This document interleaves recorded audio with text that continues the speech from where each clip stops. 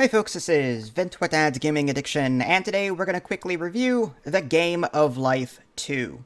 It's important to stress that what you're looking at here is a preview build. The release date on Steam simply says December 2020. I don't know when it's coming out, I don't know what the price is going to be, but I will tell you what I think of the game and what I've seen so far.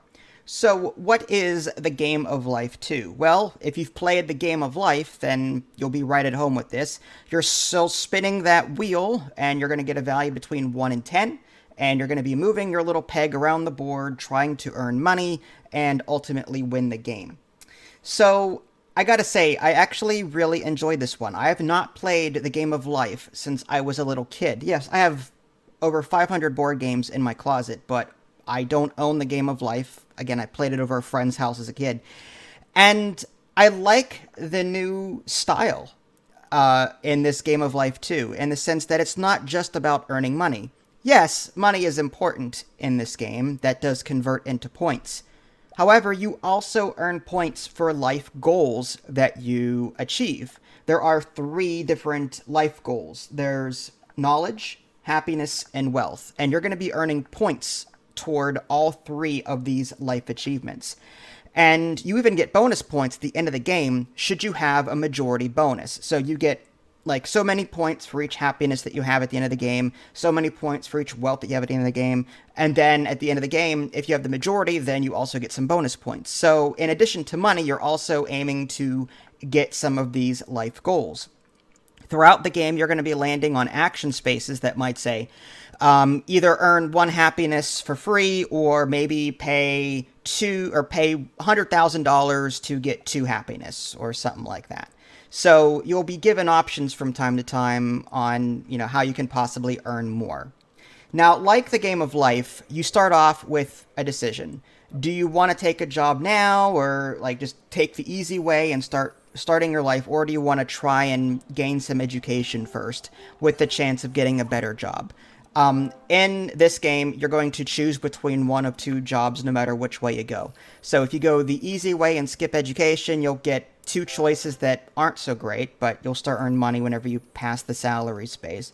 You also see what the taxes are should you land on a tax space. If you choose the education route, at the end of that route, you'll get to choose between 2 really good jobs that pay typically more. Taxes can sometimes be a little bit more, but ultimately you get a job. Now, another cool thing is that whenever you take a job in this game, you get a secret number. Well, not secret number, but you get a special number. And whenever your opponent rolls or spins that number, you get to steal money from them. And I gotta say, I think the game is rigged because that happened to me like 6 times the entire game. Like, the opponent didn't roll my number once, almost, maybe once. But I rolled the number 9, like, I don't know, 6 times. So he kept stealing all this money from me, and I'm like, man, this sucks. So this game still has some RNG associated with it. If you happen to roll the number that your opponent likes, then, you're kind of SOL there. There is a season pass, so you can... now, again, I don't know what the price of that is going to be, but that will unlock new board skins and themes should you not like the original board or just want more content in general. There's also these puzzle pieces that you'll be earning by completing achievements. So let's say that you earn 5 happiness in 1 match, or you move 30 spaces, or you earn so much money. By completing these achievements, you earn these puzzle pieces, and if you complete an entire puzzle, you'll unlock another skin for your car, or a skin for your person, your pig, whatever. So there's different unlockables that are for free as you continue playing the game. You can get married in this game. If you don't want to get married, I believe there's like pet adoption, or instead of having kids, there's pet adoption. So if you don't want to have kids, you can just adopt pets instead, which is kind of awesome. I already mentioned the careers and the taxes bit. There are these action spaces that you land on, and these action spaces will usually give you 2 choices. Do this if you want and get this reward for free, or do this over here and get this reward, but you have to pay for something. Sometimes it'll be like a random roulette wheel thing where the 1 through 10 numbers are covered up in favor of this other, like spaces 1 through 4 are taxes, and spaces 5 through 7 are salary, and 8 through 10 are this. buy a house or something, and it's just a roulette wheel. The wheel also has black and red on it. So, like, the numbers 1, 3, 5, 7, and 9 are red, and 2, 4, 6, 8, 10 are black. And sometimes you'll be asked to spin, and on a red you get this, on a black you get that. So again, there is some RNG associated with this. So at the end of the game, again, the player with the most money will obviously get a pretty high score, but again, having those majority bonuses is kind of cool too. Like, it was a really close game through and through. My opponent had so much more money than me, but I had the majority bonuses in 3 different areas. It wasn't until the end of the game that she got lucky and got one of the majority bonuses and stole it away from me. And I only had 2 majority bonuses at the end of the game, and she won by like $400, despite having a crap ton more money than I did, and stealing a bunch of money at the end of the game from me too. Another cool thing is when you reach the end game space, you can continue playing.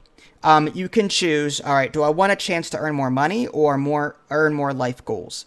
If you do money, then you spin the wheel, and I think like on a red or black space, you get so much money.